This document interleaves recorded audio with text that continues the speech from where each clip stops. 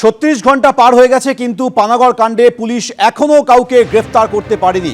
20 kilometre ধাওয়া করে অভিযুক্তরা কটূক্তি করে, বারবার গাড়িতে ধাক্কা দেয়, নিয়ন্ত্রণ হারিয়ে শেষ পর্যন্ত গাড়ি উল্টে মৃত্যু হয় তরুণী সুতন্দ্রা চট্টোপাধ্যায়। কিন্তু তারপর থেকে এখনো পর্যন্ত পুলিশ কাউকে গ্রেফতার করতে পারেনি। সুতন্দ্রার পরিবারের তরফে স্পষ্টতই বলা হচ্ছে যে তাদের মেয়েকে কটূক্তি করা হয়েছিল, অভব্য আচরণ করা হয়েছিল। পুলিশ কিন্তু অন্য কথা বলছে। সুতন্দ্রার মা কি বলছেন শোনাবো আপনাদের।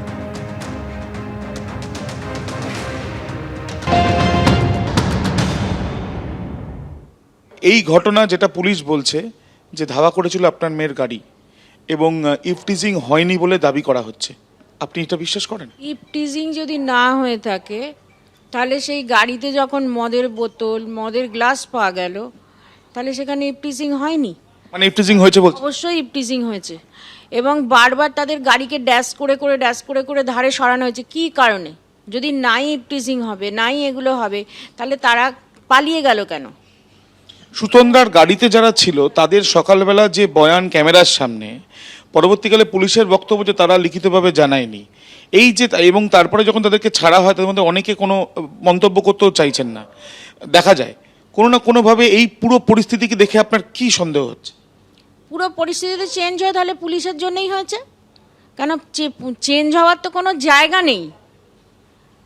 আমি তো চেঞ্জ করছি না, তাহলে কেন চেঞ্জ হবে কেন? কথাটা নিশ্চয়ই একটা কোনো অশুভ শক্তি নিশ্চয়ই তার উপর চাপ ক্রিয়েট করছে, তাই বয়ান চেঞ্জ হচ্ছে। পুলিশের তরফ থেকে সিসিটিভি ক্যামেরার ফুটেজ দেখানো হচ্ছে, মানে পুলিশের যেটা দাবি যে সাদা গাড়িটি আগে রয়েছে, পিছনে সুতন্দ্রার গাড়ি।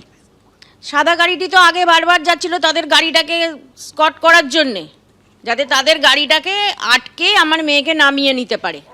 সেটা আমাদের ড্রাইভার সাহেবও সেই বয়ানই দিয়েছেন এবং ড্রাইভার আমার খুবই পরিচিত। আমি ওই ড্রাইভারের সঙ্গে প্রচুর জায়গায় গেছি, আমাদের গাড়ি চালান। সে কোনো দিনই ওই যে মানে ওই রেশারেশি ব্যাপারটা করার মতো ড্রাইভার তিনি নন। আমার মেয়ে অনেক দিন ধরে বাইরে প্রোগ্রাম করে আসছে, সেখানে সে সেফ, কিন্তু নিজের পশ্চিমবঙ্গে সে সেফ নয়। নিজের পশ্চিমবঙ্গে একটা এনএইচের ওপরে এইভাবে সেখানে কোনো পুলিশের পাহারাদারি নেই কেন? আজকে আবগারি দপ্তর থেকে এত টাকার ইনকাম হচ্ছে বলে মদটা আমি ওপেন করে দিচ্ছি, তাহলে আমরা যে 1000 টাকা করে কন্যাশ্রী দেব, কন্যারাই তো নেই, কন্যারাই তো মরে যাচ্ছে, তা কন্যাশ্রীটা নেবে কে? লক্ষ্মীরাই যদি চলে যায় লক্ষ্মী ভাণ্ডারটা নেবে কে? লক্ষ্মীদেরকেই মেরে দিচ্ছি, এদিকে দেখাচ্ছি আমি লক্ষ্মী ভাণ্ডার দিচ্ছি, লাভটা কি আমার? কন্যাদেরই কোনো সেফ নেই, কন্যাশ্রী দেবো কাকে আমি? শ্রী দেওয়ার দরকার নেই। শ্রী মানে হচ্ছে তাকে সম্মান করা। আগে কন্যাদেরকে লক্ষ্মীদেরকে সম্মান করা শেখাক। মৃত সুতন্দ্রার মা স্পষ্টতই বলছেন যে তাদের মেয়ের সঙ্গে অভব্য আচরণ করা হয়েছিল, ইফটিজিং এর উদ্দেশ্যেই গাড়িটা ধাওয়া করা হয়েছিল, যার ফলশ্রুতি এই মৃত্যু। কিন্তু পুলিশ সেই তত্ত্ব মানতে নারাজ, বরং পুলিশ অন্য তত্ত্ব খাড়া করে গতকাল বলে যে রেশারেশির জেরে মৃত্যু হয়েছে সুতন্দ্রা চট্টোপাধ্যায়। পুলিশ কমিশনার গতকাল কি বলেছিলেন দেখুন।